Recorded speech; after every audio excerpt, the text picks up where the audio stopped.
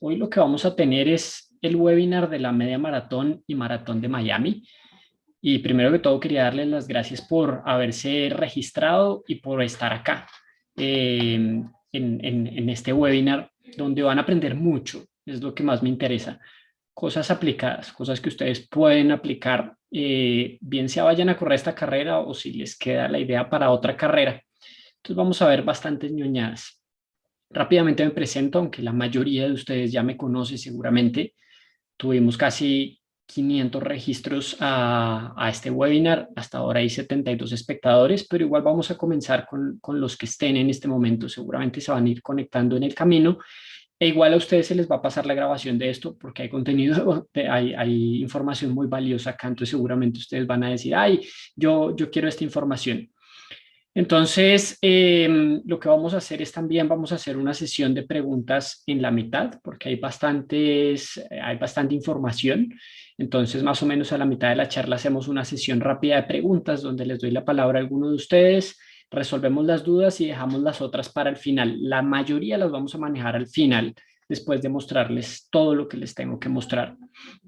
Entonces, yo soy Andrés Ramírez, soy corredor con más de 20 años de experiencia, soy entrenador hace más o menos 10 años también, donde he manejado deportistas de todo tipo. Soy ingeniero mecánico de la Universidad de los Andes de Bogotá, Colombia, con una maestría en ingeniería mecánica, directamente en el área de dinámica de componentes mecánicos, que son los zapatos para correr. A mí mucha gente me dice, pero usted como ingeniero no trabajó en la ingeniería. Hoy se van a dar cuenta por qué esto tiene que ver mucho con ingeniería y por qué yo sí aplico la ingeniería y por qué es lo jugoso de lo que yo hago y no soy un entrenador convencional. Entonces, todo mi conocimiento en ingeniería viene aplicado directamente hacia esto. Mi especialidad son las zapatillas para correr. Para los que me siguen en redes sociales, ven que generalmente a veces hablo de eso, aunque hablo más de entrenamiento que de otra cosa, pero mi experticia está en las zapatillas para correr. Eh, no soy un corredor de grandes logros deportivos, soy un corredor recreativo como la mayoría de ustedes, si no el 100% de ustedes, que de hecho los resultados que he logrado es a partir de entrenamiento, de entender muy bien y lograr llevar mi cuerpo a ese nivel. Mi nivel está justo en el borde entre un recreativo bueno y un pro malo, más o menos. Yo soy un milagro de la medicina, porque nací con 6 meses y medio, muy prematuro, con problemas respiratorios, entonces no tengo por qué tener una habilidad cardiovascular ni respiratoria mejor que otra persona. Entonces eso también lo hace más jugoso de cómo es que la ciencia realmente a uno lo puede llevar a ciertos niveles de entrenamiento. Claro, tiene que ser con mucha paciencia, pero pues hoy les vengo a enseñar de todo, de mi experiencia, de qué es real, qué no es real, qué es científico y cómo podríamos agarrar una carrera como la media maratón y el maratón de Miami y lograr nuestro mejor tiempo. Entonces, nuevamente les doy la bienvenida y las gracias y comencemos. Por aquí preguntas y respuestas. Sí, creo que todo perfecto. Sí, sí pueden escribir, aquí los puedo leer.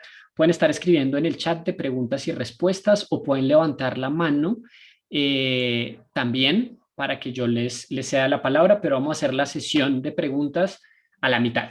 ¿Listo? Entonces, lo primero es, ¿por qué siendo hasta ahora julio estamos comenzando a hablar de la media maratón y maratón de Miami? Pues porque se necesita siempre tiempo para preparar las cosas. El objetivo y por el cual todos estamos acá es porque queremos lograr hacer lo mejor posible en esa carrera. Entonces, para lograr lo mejor posible en esa carrera, lo que tenemos que hacer siempre es o entender que el resultado de mi carrera, el tiempo que yo hago, es la suma entre el entrenamiento que yo hago y una estrategia de carrera. Claramente tengo que hacer ambas cosas bien. ¿Qué pasa en la mayoría de los casos? Que uno va a una carrera sin una estrategia de carrera. Uno generalmente llega, se pone en la línea de meta, uno dice, pues voy a salir a correr a lo que el cuerpo dé. Y eso no es así, lastimosamente. Yo alcancé a correr en liga, ser un corredor semiprofesional de los malos, pero el entrenador siempre nos mandaba a salir y correr en punta. Y ya, no importaba, nada, usted salga a correr en punta y aguante lo que sea. Y nunca se habló del tema de estrategia de carrera. Las matemáticas han avanzado mucho y la ingeniería también, y las estrategias de carrera son algo que está muy en auge, sobre todo en el mundo del ciclismo. En el mundo del running todavía no ha llegado, todavía no se sabe por qué cosas simples de estrategia de carrera los corredores no optan por ella. Pero es un tema que se sigue investigando y se sigue logrando avanzar en eso. Entonces hoy vamos a hablar algo de estrategia de carrera y les voy a mostrar cómo uno calcularía una estrategia de carrera directamente en la media maratón y maratón de Miami. Y muchos seguros, si ya corrieron alguna vez la maratón de Miami, van a decir, uy, sí, yo la embarré mucho acá, uy, yo la embarré acá. Entonces, esa va a ser la segunda parte. La primera parte va a ser el entrenamiento de cómo es que yo debería estar armando un plan de entrenamiento, las cosas básicas. Yo acá no los quiero volver los más expertos en diseño de entrenamiento o cosas así, sino apenas un bosquejo de por qué es importante, qué deberíamos estar calculando y qué deberíamos tener en cuenta durante estos meses de entrenamiento para llegar lo mejor posible. Si yo llego lo mejor posible, claramente mi resultado va a ser lo mejor posible. Y eso es lo que vamos a ver hoy. Todo el que quiera estar compartiendo el contenido que les voy a mostrar acá, porque se van a impresionar de las cosas sorprendentes que hay dentro de esta charla, pueden tomar foto, un pantallazo, subirla a sus historias de Instagram, taguearme, yo las reposteo, las preguntas también que quieran hacerme por redes sociales, pues saben que yo generalmente les respondo, a veces me demoro un montón, pero siempre les estoy respondiendo. Entonces también las pueden mandar por allá o estar compartiendo las cosas en redes sociales. Bienvenido, muy chévere si lo hacen. Lo primero que quiero mostrarles es Miami, hacia dónde vamos. Antes de entrar a hablar por cada una de estas dos cosas del entrenamiento y de la estrategia de carrera es dónde vamos a correr. Es una de las ciudades icónicas para los latinoamericanos porque viven mucho allá. Y una de las cosas que pasa es que esta carrera es icónica porque la mayoría de las personas en Latinoamérica, que hoy ustedes, la mayoría son colombianos, pero también hay mexicanos, también hay ecuatorianos, también hay de Centroamérica, hay de todas partes en esta charla, porque no tenemos una carrera rápida. Y hoy vamos a ver por qué esta carrera sí es rápida. Entonces, lo primero es que Miami está a 0 metros sobre el nivel del mar o unos pocos metros sobre el nivel del mar, pero no tiene el mar ahí al lado. Es un recorrido plano, más o menos entre 20 a 50 metros de desnivel positivo únicamente, es decir, uno alcanza a subir en total de todos los desniveles que hay en la maratón 20 metros, en la media maratón, en la maratón 50 metros, en la media maratón 20 metros únicamente. Eso es bastante poco, realmente 20 metros, no sé, termina siendo 3 pisos o algo así, y en 21 kilómetros, pues es muy poco. La temperatura a las 6 de la mañana que arranca la carrera, tanto para media maratón como maratón, es de 8 a 10 grados. Ahorita vamos a ver eso porque es tan importante, pero les doy el dato que tanto el Breaking 2, que fue donde se intentó bajar por primera vez las 2 horas de maratón, como el Ineos Challenge, que se bajó de 2 horas de maratón, se corrió a 12 grados centígrados. Es una buena opción. La temperatura media en esa fecha en Miami es alrededor de 16 grados. Claro, es un caricellazo porque en esa época son esos días bipolares en Estados Unidos, que un día puede hacer calor y el otro día frío, y a uno justo le tocó el día de calor. Entonces, esa es más o menos, es una temperatura bastante baja, relativamente baja. La sensación en general es fría tirando a fresca, no se siente calor, depende lo que a uno le toque, como les dije, es un caricellazo. Hay épocas que tiende a ser más estilo invierno, hay otras que comienza a ser estilo verano, que hace un poquito de calor en la carrera. Entonces, eso sí, uno se la tiene que jugar desde ya, pero generalmente estas son las condiciones. Ha habido años que sí tiende a hacer mucho calor, de 25 grados centígrados, y hay otras que ha sido constante de 8 grados, mucho frío durante la carrera. Ya eso tocará estar mirando justo cuando va a llegar la fecha, estar mirando qué va a pasar con la temperatura. La nubosidad, mayormente despejado, la probabilidad de lluvia del 15%, es decir, nunca toca lluvia. El amanecer es a las 7 de la mañana y como les dije, la carrera arranca a las 6 de la mañana. Es decir, que a uno le toca el amanecer y generalmente a uno le toca el amanecer en la bahía donde están todos los yates. Es bastante lindo, es algo que le suma a la carrera y eso de hecho suma que el resultado sea mejor porque uno disfruta un gran amanecer en toda la bahía de Miami. La humedad es del 30 al 35%, es una humedad relativamente baja para la mayoría de latinoamericanos. Nosotros estamos acostumbrados siempre a estar en humedades superiores al 50%. Y el viento en esa fecha es de 19.8 kilómetros por hora promedio, con un máximo de 21 kilómetros por hora a las 9:45 de la mañana. Es decir, las personas que van por 4 horas o más tiempo en la maratón les va a tocar un viento un poco más fuerte. Eso es importante tener en cuenta, sobre todo en el tema de estrategia de carrera. Y la dirección del viento es importante. Generalmente viene en mayor cantidad del este, 38% del este y, si no estoy mal, alrededor del 15% hacia el norte. Eso es muy importante, pues porque uno tiene que saber por dónde le va a tocar el viento, sobre todo en temas de estrategias de carrera. Acá les presento lo que es el recorrido de la media maratón y maratón de Miami. Arranca tanto la media maratón como la maratón en el mismo sitio y la carrera hacen el mismo recorrido más o menos hasta el kilómetro 20.5 y de ahí se despegan los que corren la maratón.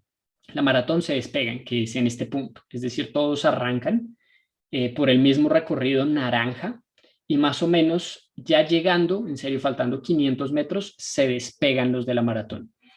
Eso es también un tema importante a tener en cuenta porque psicológicamente no es fácil los que corren la maratón separarse de los de la media maratón que ya están por llegar, porque van corriendo con mucha gente y los de la maratón quedan solos.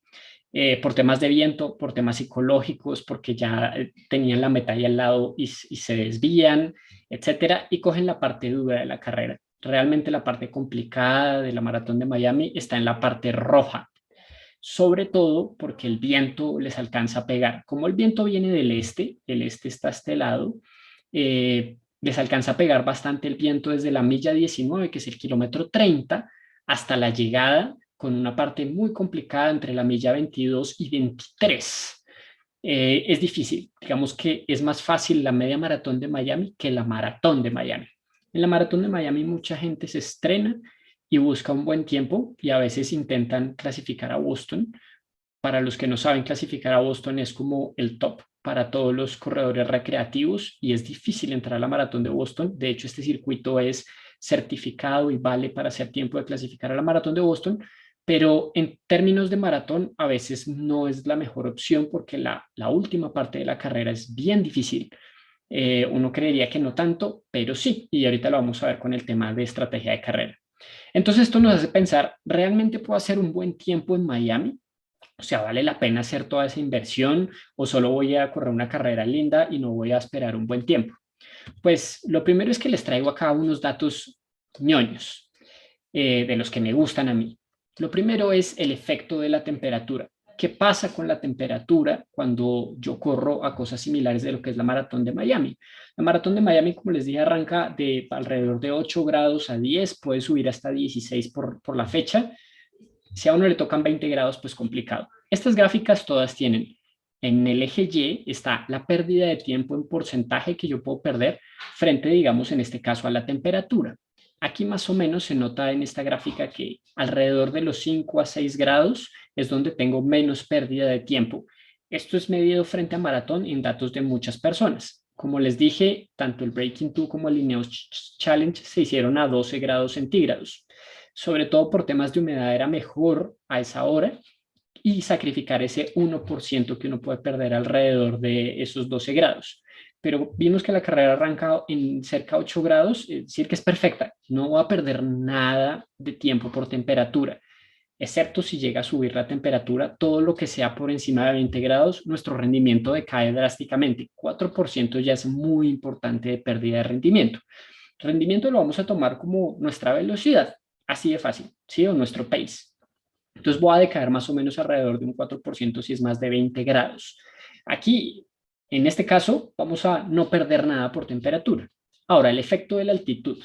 El efecto de la altitud únicamente lo vamos a sentir todas las personas que vivimos en altitud. Por ejemplo, la gente que vive en Bogotá, la gente que vive en Medellín, la gente que vive en Ciudad de México, la gente que vive en Quito, si hay personas por acá que viven en Quito.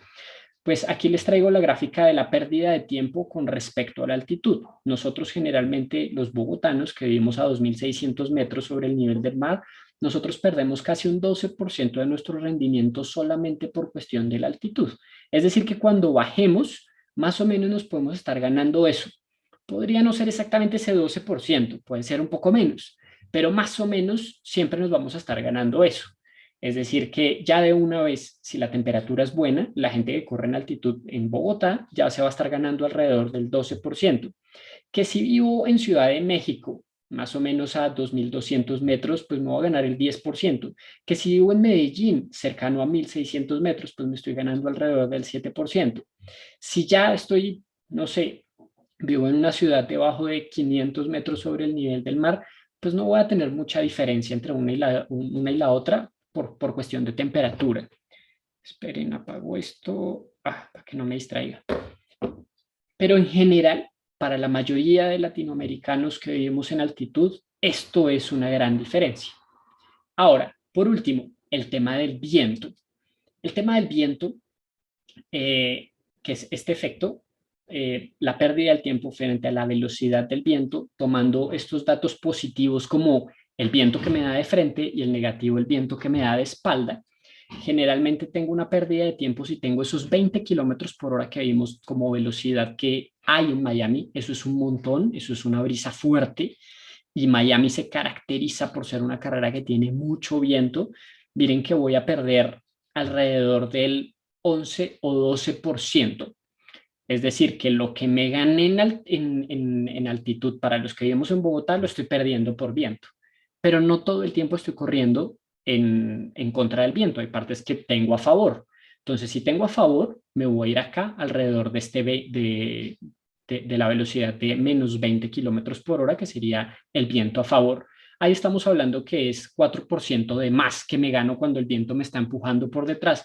Esto es un aproximado, depende de cada persona. Los que somos más flaquitos, menos nos afecta. A los que son más altos y grandes les afecta un poco más, pero es más o menos una idea. Y uno puede con esto hacer un aproximado, porque uno dice, bueno, con ese recorrido en unas partes lo va a tener a favor, en otro en contra, dependiendo de la ciudad que yo venga y la temperatura que pueda dar, pero más o menos uno ya puede hacer un aproximado no tan chambón y decir que la mejora en la maratón de Miami frente a lo que yo puedo correr en mi ciudad en particular debe estar del 2 al 10%. Es decir, que esta carrera para la mayoría de personas es una carrera donde se puede hacer una marca rápida. Esa marca rápida, digamos que a mí no me gusta que la motivación de los deportistas sea únicamente es que quiero correr más rápido. Nosotros corremos esto por muchas más cosas y porque hace parte de nuestra vida, pero siempre es interesante poder viajar y ver qué tan rápido lo puedo hacer. Y sobre todo si voy a viajar hasta Miami y ya sé que las condiciones se dan, pues cuánto puedo estar apostando. Ok, pues mi rendimiento puede estar mejorando del 2 hasta el 10% teniendo en cuenta todos estos factores, excepto si ese día en serio las cosas salieron mal. La única vez que yo he corrido la media maratón de Miami, las cosas no salieron tan bien en cuestión climática. La temperatura fue alrededor de 23, 24 grados centígrados, por encima de 20 grados se comienza a perder el rendimiento y la velocidad del viento estuvo por encima de 25 kilómetros por hora. Entonces no fue tan rápido. Y uno tiene que saber que eso puede pasar y eso no puede ser una frustración. Entonces, por eso nuestra motivación inicial no tiene que ser únicamente la mejora, pero si las condiciones se dan, si todo sale bien, la mejora tendría que estar del 2 al 10% de lo que convencionalmente hago. Entonces, así ya podría decir, listo, arranquemos entonces el tema del entrenamiento. Comencemos a hacer entrenamiento. Dentro del entrenamiento pasa mucho que uno siempre quiere hacer un entrenamiento muy específico para una carrera en particular y decir, es que quiero hacerlo bajo las mismas condiciones que voy a competir. Es muy difícil lograr tener las mismas condiciones de temperatura, de viento, del recorrido, etcétera. De hecho, las condiciones es el efecto menos importante para poder hacer mi entrenamiento. Generalmente, la mayoría de personas los deportistas que yo manejo se estresan mucho por eso, sobre todo los que hacen triatlón. A veces es como, es que la carrera tiene una cantidad de montaña, entonces vamos todo el tiempo a hacer montaña.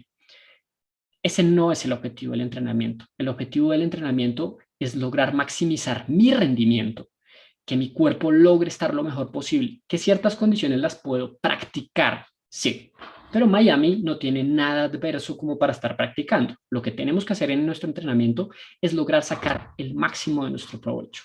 Entonces, una de las cosas que quiero que entiendan es que en el entrenamiento o en nuestra vida deportiva, todos somos más bien una especie de estómago deportivo.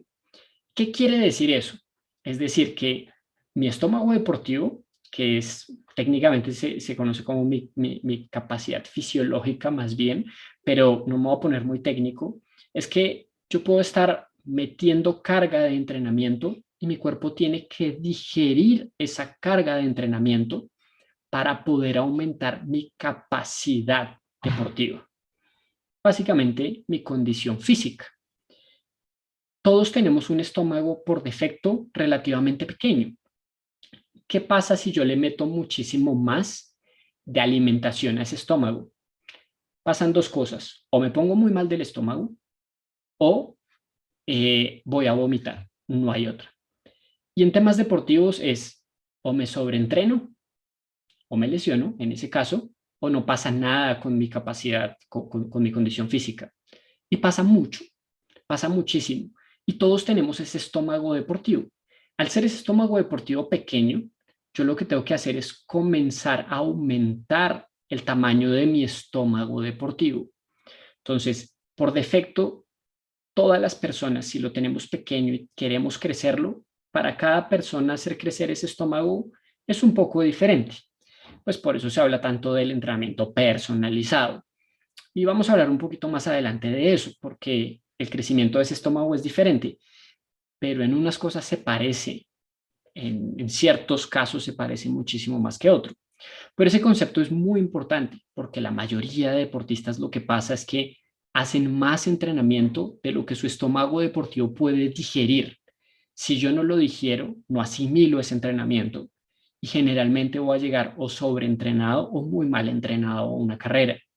Entonces, si el objetivo es aumentar esta capacidad, esta capacidad de ese estómago deportivo, entonces el truco está es en el incremento de mi volumen de entrenamiento de manera controlada.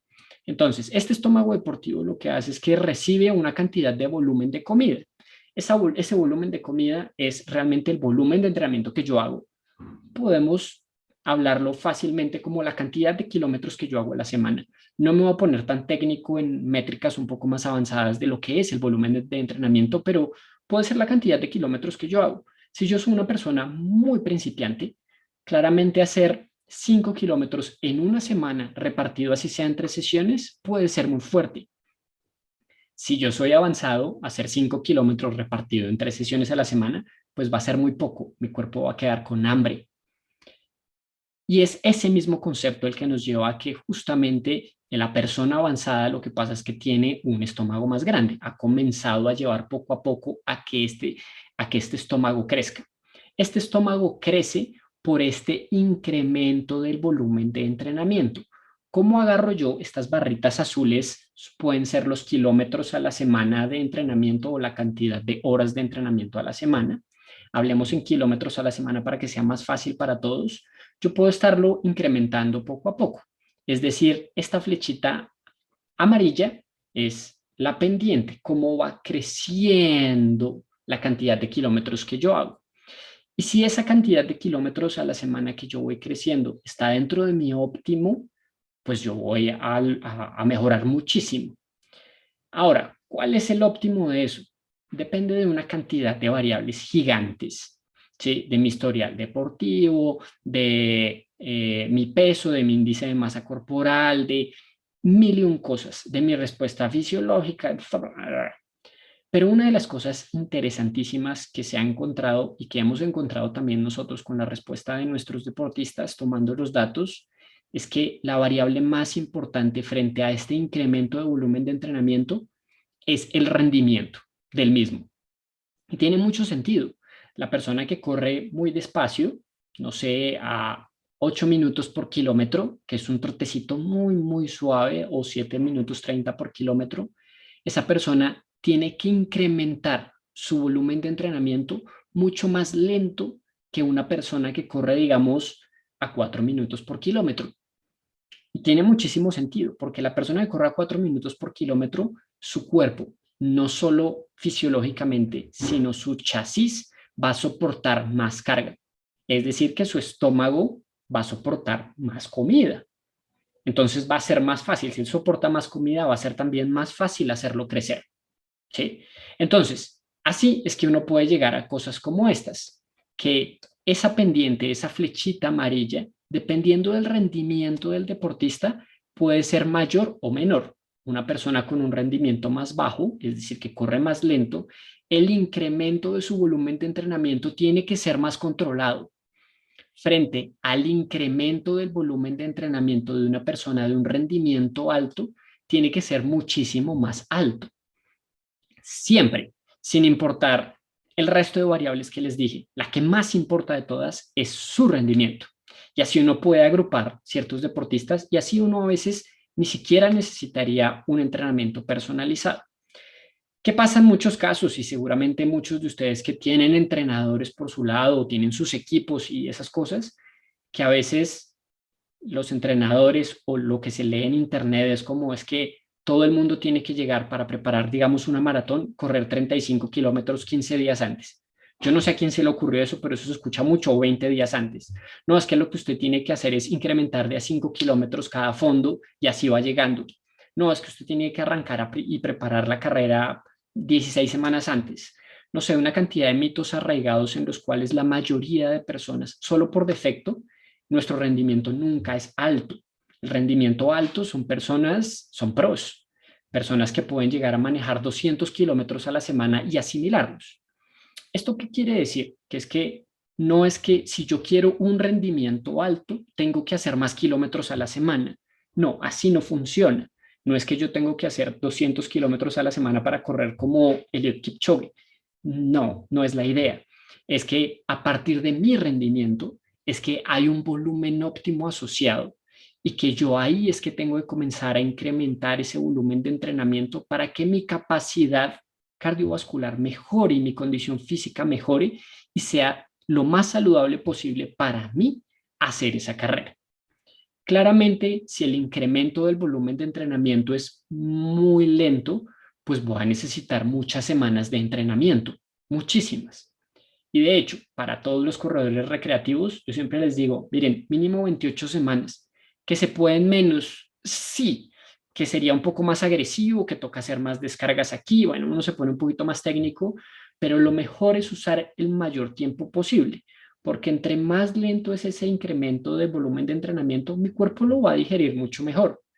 Es tal cual como pasa con la alimentación. Si todo el tiempo estoy llenando mucho mi estómago, mi cuerpo no lo digiere bien. Si le doy siempre la comida que necesita, el cuerpo lo va a digerir bastante bien. Ahora, ¿de qué volúmenes estamos hablando frente a esto? Esto salió de una cantidad de artículos que se han encontrado optimizando ecuaciones, una cantidad de enredos, pero miren que esto es más o menos los rangos de, voy a poner esto acá, los rangos de kilómetros a la semana que yo debería estar haciendo, tanto para media maratón como para maratón en un plan de entrenamiento. Para una persona que va a hacer 2 horas 30 únicamente de 15 a 25 kilómetros a la semana y para maratón de 20 a 35 kilómetros a la semana con 3 entrenamientos a la semana. Eso es muy poquito.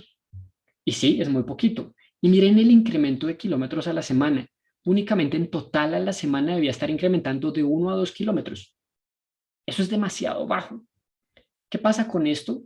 Que yo les diría, tirando una cifra hacia el aire, cero científica, es que la mayoría de corredores recreativos llegan sobreentrenados a una carrera, porque hacen incrementos muy bruscos, bien sea por sus entrenadores, bien sea por lo que leen en internet, bien sea por desinformación, pero es de un momento a otro para una media maratón me tengo que meter 17 kilómetros o 18 en solo un día, en el fin de semana.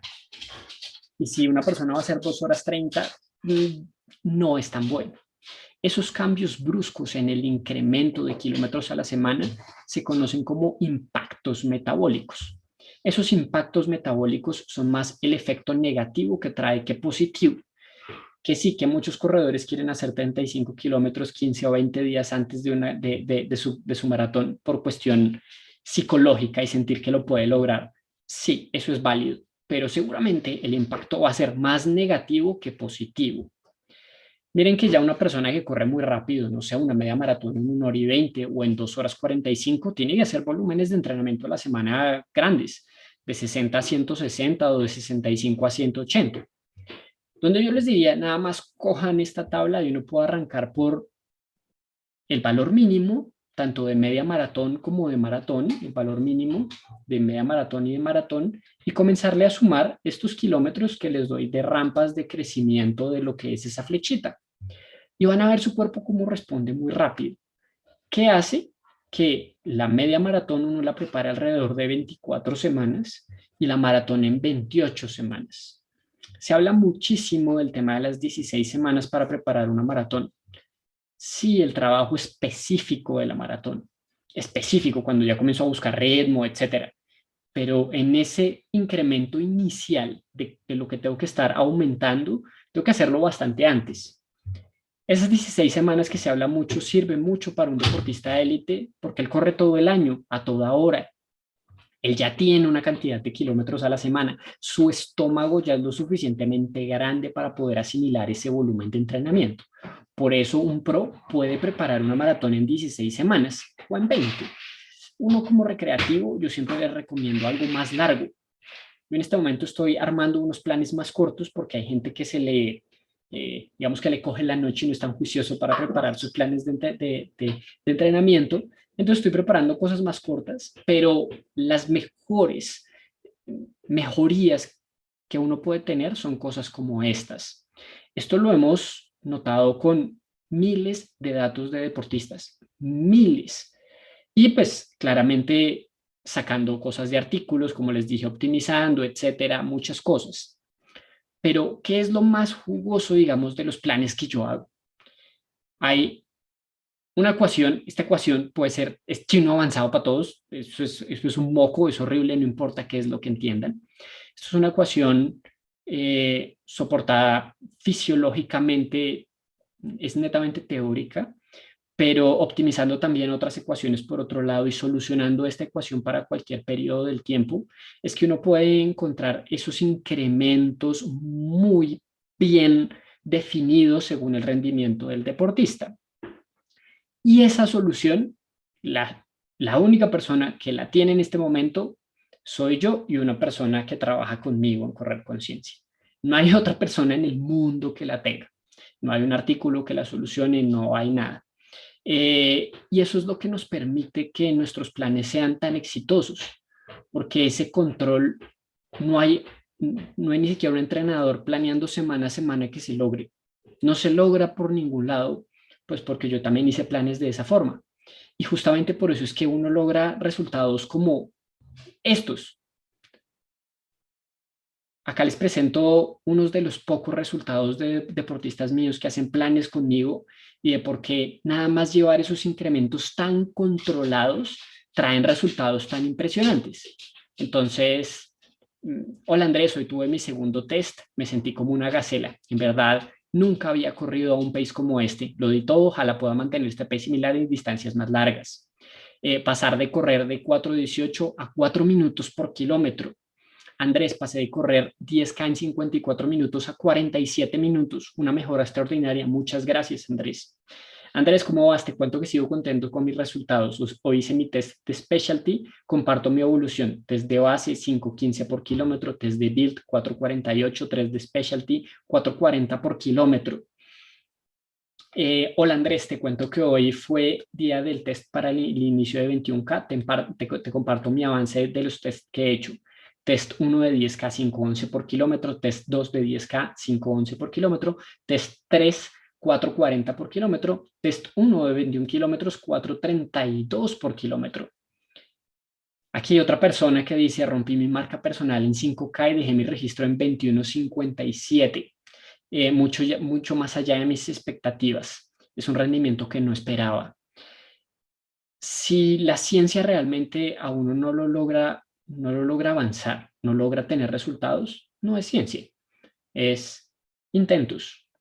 Estos son muchos años de trabajo a partir de no solo mi experiencia, sino años de investigación. Son más de 10 años trabajando para poder lograr esto con deportistas. Son deportistas que no necesitan un entrenador de por medio y que sus resultados son mejores que un entrenador de por medio. Les puedo asegurar que la mayoría de entrenadores, y si ustedes tienen entrenadores, y no es que lo hagan de mala fe, para nada, porque la verdad hay muchos que hacen un gran trabajo, de mis colegas hay muchos que siguen intentando hacer muy bien las cosas, pero a veces uno se lleva las sorpresas que cosas como estas que yo no creía que incrementando solo de 1 a 2 kilómetros a la semana con un deportista uno iba a lograr ese tipo de mejorías. Y la ciencia a uno lo lleva a romper esos preceptos que uno tiene o conceptos cerrados, y uno lo rompe porque los resultados a uno pues lo desarman. Si con la ciencia no se logra predecir, no sirve de nada. Cuando uno ya logra predecir mejoras de este estilo, son excelentes. La mejora promedio de nuestros deportistas de correr con ciencia directamente es alrededor del 7% en su proceso de entrenamiento. Un entrenamiento convencional se ha estimado que está del 1 al 2% anual. Es un montón la mejoría que se ha logrado y es básicamente la solución de una ecuación y probar en miles de deportistas para encontrar que la variable más importante es únicamente su rendimiento. El resto de cosas son cosas a tener en cuenta, sí, y la personalización debería ser es dentro de este rango que les doy, es digamos, si yo soy un corredor que corre, voy a dar un ejemplo, la media maratón en 1 hora y 55, mi incremento del volumen de entrenamiento a la semana debía estar entre 3 a 4 kilómetros. La personalización debía estar en encontrar si realmente es 3, 3.5 o 4. Ya, no me tengo por qué salir de ahí. Y ese es el nivel de detalle, que puede que sea un caso particular que realmente sea, no sé, 2 por casualidad de la vida. Esos casos existen, pero son muy poquitos. Les diría que el 99% de las personas caen aquí y es poco probable que ustedes estén salidos de ahí. Generalmente lo que pasa es que a veces uno está por encima de esto, pero estar un poquito debajo no es nada grave. Digamos que entra también dentro de la incertidumbre de poder hacer todo el entrenamiento, la incertidumbre del GPS, de cómo uno cuantifica el entrenamiento, etcétera. Uno lo cuantifica también con mocos como esto, que no importa que son todas esas letras, un poco más avanzado de lo que son kilómetros a la semana. Pero básicamente en el entrenamiento lo que ustedes les tiene que quedar es que tienen que ir incrementando el volumen de entrenamiento acorde a su rendimiento. Es decir, lo que tienen que guardar es esta tabla. Y de una vez les doy la cantidad de entrenamientos que tienen que estar haciendo. Eso sí es la optimización de unas ecuaciones que han salido en artículos científicos. Como saben, yo no saco nada de la manga, excepto que les diga esto salió de la manga, que es la solución de esa ecuación, que no está en ningún artículo en particular. Y no les presento los artículos porque si no no acabaría este webinar nunca de la cantidad de cosas que hay ahí detrás. Y esto es lo que tienen que saber de plan de entrenamiento. Que si la técnica ayuda a mejorar, claro, la técnica entra ahí, pero no es el factor más relevante. Yo por técnica puedo mejorar un poco más, sí, un poquito más. Pero lo más importante de todo tiene que ser la parte fisiológica en el control del aumento de mi volumen de entrenamiento. Fin. Y eso es lo que tengo que hacer con mi entrenamiento. La estrategia de carrera. ¿Qué es la estrategia de carrera? La estrategia de carrera es básicamente cómo debo variar mi velocidad en función de la cantidad de kilómetros que yo llevo para minimizar mi tiempo de carrera. Y esto es algo muy difícil de comprender porque uno creería que pues mi velocidad, mi tiempo es agarrar mi velocidad y promediarla en los 42.2 kilómetros o en los 21.1 kilómetros y ese es mi tiempo mejor que yo puedo realizar en una carrera. Pues hoy les tengo la noticia que no, que justamente de las cosas que pasan en una carrera, sobre todo por temas de fatiga que uno sufre, que el cuerpo hace cosas locas internamente, se ha encontrado que la mejor opción no es correr siempre al mismo pace, que hay cosas que pueden hacer que eso cambie fisiológicamente a nivel de mi cuerpo, como en temas de fatiga, como el viento. Como vimos, hay pedazos donde el viento es a favor, el viento en contra. La altimetría de la carrera, puede que haya un puente aquí, un puente allá, aunque es mayormente plana. Y uno podría decir, bueno, entonces, ¿cómo debería ser mi estrategia de carrera? ¿Dónde aprieto? ¿Dónde le bajo? Para lograr el mejor tiempo posible. Esto sigue siendo todavía muy investigado, sobre todo en temas fisiológicos, y próximamente va a ser el auge. Antes no se hablaba nada de esto, pero ya hay proyectos que únicamente tratan de dar estrategias de carrera para las carreras más importantes del mundo. De hecho, uno en Garmin uno puede hacer ciertas estrategias de carrera, los que tienen Garmin. No son de lo mejor, pero a uno le da cierta idea, como bájale aquí, suba aquí, etcétera. Entonces, hoy les vengo a presentar una estrategia de carrera o cómo es que se hace una estrategia de carrera y poniendo el ejemplo de la maratón de Miami. No tienen que saber nada de matemáticas, toda la parte matemática ya la hice, está detrás. Lo más horrible que les mostré fue esa ecuación y ya, pero vamos a ver cómo es que sería.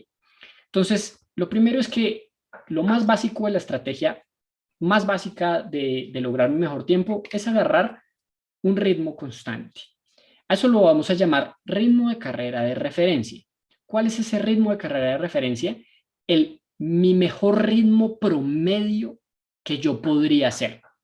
Que eso es diferente para una persona que corre media maratón en 1 hora y media al que corre en 2 horas. Es agarrar ese tiempo y dividirlo en los 21.1 kilómetros. O la persona que corre 4 horas la maratón a la que corre en 5. Es agarrar eso y dividirlo. Digamos que lo vamos a tomar como referencia inicialmente. Y si yo la hago totalmente constante, pues esa podría ser mi primera estrategia y la más básica. Puede que no sea la mejor, eso sí, puede que no sea la mejor, pero ya tiene algo que ver.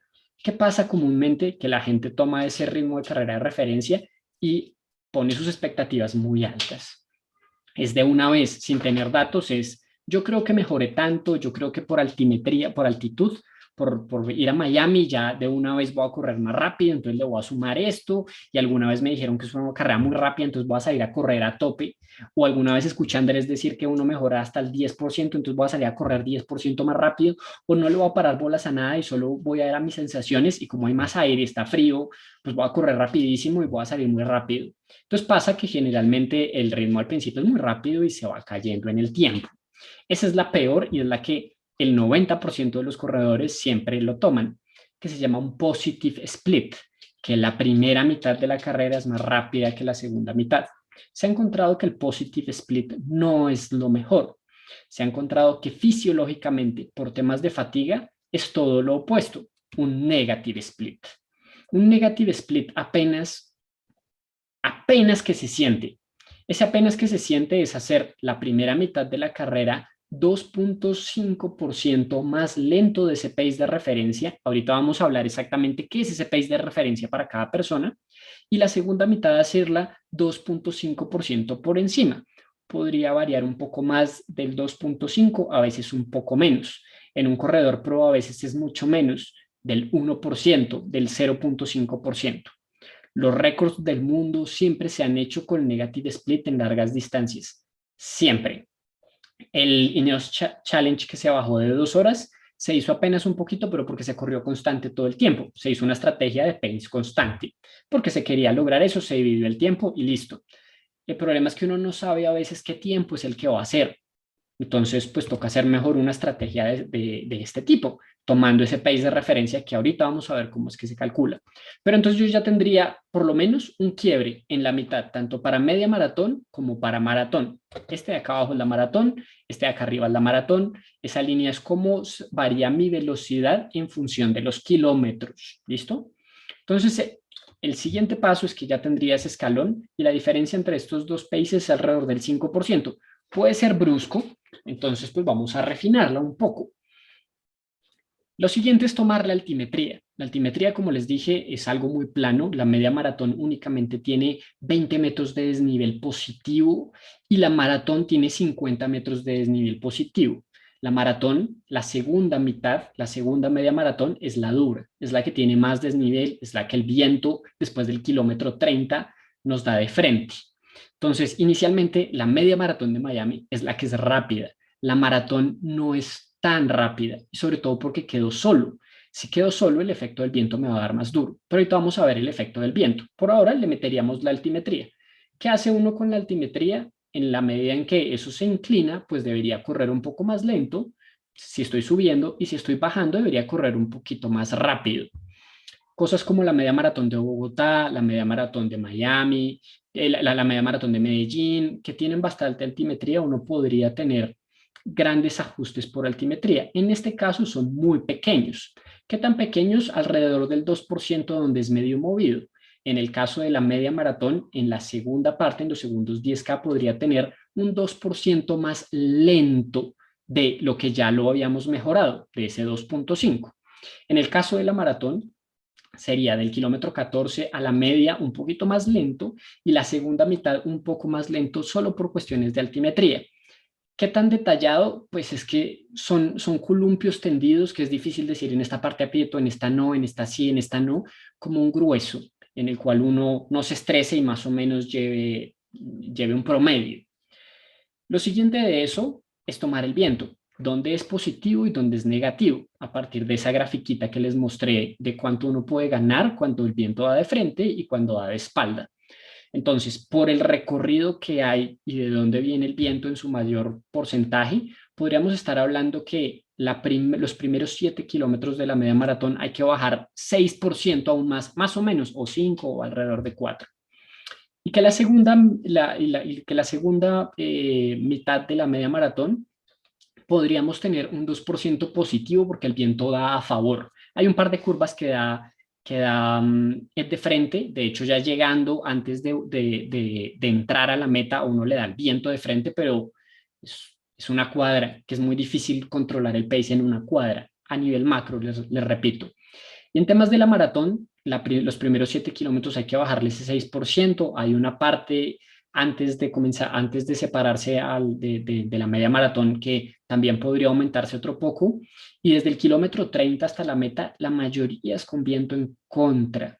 Entonces es bastante duro. Si yo no llego con piernas muy bien acá, lo que va a pasar es que me voy a reventar muy feo y mi tiempo va a caer un montón. Y así yo ya podría armar una estrategia de carrera para ambos casos, donde, ya, donde lo que tendría más o menos es algo como que debo arrancar 8% debajo de mi pace de referencia en la media maratón, luego pasar a menos 2.5% ese pace de referencia y aumentar a 2.5 de referencia al final, más 2.5. Y eso ya me daría una estrategia de media maratón casi que la mejor posible. Y en la maratón sería comenzar también ese mismo 8% hasta el kilómetro 7, después pasar al 2.5, muy parecido a la media maratón, luego bajarle al menos 3.5%, luego quedarme muy parecido al pace de referencia o más 0.5% y luego bajarle al 5% por el viento en contra. Son muchos negativos en ambos casos. Entonces uno dice, pero entonces, ¿por qué es que uno corre tan rápido? Es por el pace de referencia. Ese pace de referencia es el que es muy bueno para hacer la maratón de Miami. A esto es lo que se le conoce como estrategia de carrera o pacing. Cómo yo reparto estas velocidades para que dé mi mejor posible. ¿Qué pasa en la maratón de Miami? Que los primeros 7 kilómetros la mayoría de la gente lo corre muy rápido. Y miren que en ambos casos, tanto para la media como para la maratón, porque comparten ese pedazo, yo debería correr muy lento. La parte más lenta de toda la carrera tienen que ser los primeros 7 kilómetros. Y eso hay que luchar con la cabeza, porque uno manda deportistas a eso y siempre es que me sentía muy bien, es que me sentía muy bien, es que me sentía muy bien. Y siempre el gran error está aquí en el comienzo. Si yo quiero hacer un gran tiempo, tengo que arrancar con mucha calma, con mucha calma. Ahora, ¿qué es ese pace de referencia? ¿Cómo lo calculo? Porque ya sé que sería sumarle el tanto por ciento aquí, el tanto por ciento acá, quitarle esto acá, y saldría. Pero, ¿qué es ese pace de referencia? Pues ese pace de referencia es esto de aquí. El pace de referencia es el ritmo de carrera de referencia, es básicamente un porcentaje de algo que se conoce el umbral. ¿El umbral qué es? El umbral es el pace o la velocidad que yo sostengo por una hora, por definición. Eso lo vamos a llamar umbral y es el 100%. Técnicamente es el límite de la zona 4, es lo que se conoce como umbral de lactato, etcétera, pero no vamos a entrar en eso. Es lo que yo puedo sostener de forma constante por cercano a una hora. En unos casos es el pace del 10K, en otros casos el del 15K, más o menos uno como una idea. Ya con eso uno dice, bueno, mi umbral.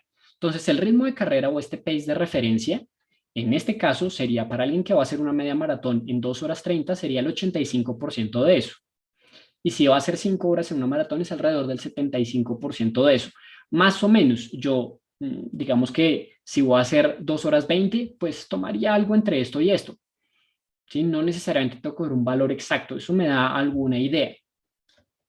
Y así es que yo podría calcularlo. Si yo tengo mi umbral, que es mi pace de 10 kilómetros o 15 kilómetros más o menos, o hago un test para saberlo más o menos, yo podría de una vez saberlo, saber cuál es ese ritmo, esa línea roja, sería en un caso el 85%, el 87%, el 92%, el 93%, el 95%, el 97% para gente muy rápida. Y en el caso de la maratón sería 75%, 77%, 78%, 80%, 82% y 85% más o menos. Ahora, por la mejora en altitud, más o menos depende de donde uno viva, pero la mayoría de personas que están acá vivimos en ciudades más altas que Miami, estamos hablando que tendríamos que sumarle un 7% a esto que les tengo acá para calcular esa línea roja. Es decir, que si mi umbral, por ejemplo, en pace es medio, si corro 10K en una hora, sería 6 minutos por kilómetro. Si estoy en 6 minutos por kilómetro, más o menos yo estaría haciendo una media maratón entre 1,55 a 2,15, más o menos por ahí. Entonces lo que voy a hacer es sacarle, digamos, puede ser el 88% o el 87% si quiero ser conservador, y después le voy a sumar un 7% a eso. Y eso ya me va a dar mi referencia. Tomando mi referencia, ahí sí hago estos porcentajes y tengo mi plan de carrera. Yo en mis planes les doy un plan de carrera bastante genérico, no con el tema del viento, no con el tema del recorrido como tal, pero sí les tengo algo bastante acercado con respecto a sus umbrales, donde tienen su test, todos saben exactamente cuál es su umbral y es bastante conservador. Podríamos verlo directamente en una reunión donde calculemos exactamente cuál es el mejor plan de carrera, pero ustedes ya podrían calcularlo con esto.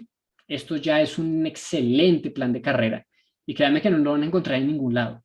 Sí, ya tomando temas del viento, etcétera, que se puede mejorar y afinar. Claro que sí se podría y ser un poco más detallado con eso. Sí, pero a grosso modo da algo muy bueno, muy, muy, muy bueno y uno sabe cuánto tendría que dar. Cuando un deportista sigue un plan de carrera, a veces se logran tiempos que no se esperan. Uno hace los cálculos y uno dice, es imposible que corra ahí. Y sí, si se respeta generalmente que la primera parte de la carrera se corra mucho más lento. La mayoría de estrategias de carrera siempre da que la primera parte de la carrera se corra muy despacio. En la media maratón de Bogotá, en la media maratón de Medellín, no he corrido la maratón de Ciudad de México, pero seguramente si uno hace los mismos cálculos, la mayoría siempre da que la primera parte de la carrera se debería correr muy lento. Y los que han corrido la media maratón de Bogotá, seguramente donde la han embarrado es que salen muy rápido y en el kilómetro 7 están reventados. Siempre, siempre pasa. Y por eso las estrategias de carrera son tan importantes. Esto era lo que les quería enseñar. Esto se les va a pasar guardado para que ustedes puedan hacer esos cálculos. Si no saben hacerlos, pueden pedirme ayuda. Estas tablas les van a quedar, entonces siempre las van a poder consultar y vamos a poder discutir sobre ellas si alguno quiere sobre su estrategia de carrera. No necesariamente si tiene un plan mío. No, a mí lo que me interesa es que ustedes puedan usar esta información. Si tienen un plan mío, pues mucho mejor porque ya hay cálculos un poquito más avanzados que nos permiten. ¿Y cuál es el regalo que yo quiero darles hoy a todos ustedes? Quiero darles el 30% de descuento en todos mis planes de media maratón y de maratón, solamente por este fin de semana. Mañana en su correo estarán los promo codes para que ustedes puedan adquirir su plan, como dijo Lina, que si deben comenzar esta semana. Los de maratón sí, los de media maratón debían estar comenzando 4 semanas adelante. Ustedes pueden adquirir el plan y aplicarlo cuando quieran. Son planes autónomos donde no se necesita un entrenador de por medio. Si tienen dudas, ustedes me escriben al correo y claramente las manejamos sin ningún problema. Generalmente el precio está por semana de $2.5 a $3 por semana, eso es bastante económico. Eso es sin el descuento, es decir, quedaría, no sé, debajo de $2 la semana y algo muy, muy económico. Lo importante es que ustedes puedan hacer las cosas con ciencia y que tengan los resultados. Que si quieren reuniones de seguimiento, que si quieren tener retroalimentación, ustedes tienen opción de tener una reunión conmigo por $60 la reunión, donde les sacamos el jugo, que siempre les digo, mínimo pasen el ciclo de base, haciéndolo ustedes por su lado para tener datos y poder sacarle carne a lo que han hecho para ver cómo reajustamos acorde a ustedes ciertas cosas. De hecho, el plan de carrera lo podríamos afinar ahí, ya sabiendo resultados de fondos, etcétera, y hacer un plan de carrera muy detallado para que ustedes realmente puedan ir. Eso es opcional, si no en serio van a tener un plan de carrera bastante bueno, que en serio, por más de que no tengan las cosas del viento y del recorrido exacto, les da algo muy bueno. Los planes vienen perfectamente balanceados a partir del incremento del volumen de entrenamiento. Eso es nuestra marca registrada, es el secreto nuestro. Incluye la estrategia de carrera, como les dije, no tiene fecha de vencimiento, es decir, ese plan es de ustedes de por vida y cada vez le voy metiendo cosas y se les va actualizando y van teniendo más herramientas. Es decir, ustedes lo pueden repetir más adelante sin ningún problema. Es de un solo pago y se acabó. Que puede que más adelante saque otras cosas más específicas, algo sí, sí, pero en general les puede servir mucho. Y pueden comenzar cuando quieran. No tienen que arrancar de una vez este fin de semana. No es obligatorio, pero pues los de maratón yo les digo, arranquen de una vez. 28 semanas realmente para preparar una maratón es realmente bueno. Y ahora sí, eso era lo que les tenía, todo lo que les tenía por contar. Espero que hayan aprovechado toda esta maravillosa información. Y ahora sí vamos con toda la cantidad de preguntas que tienen.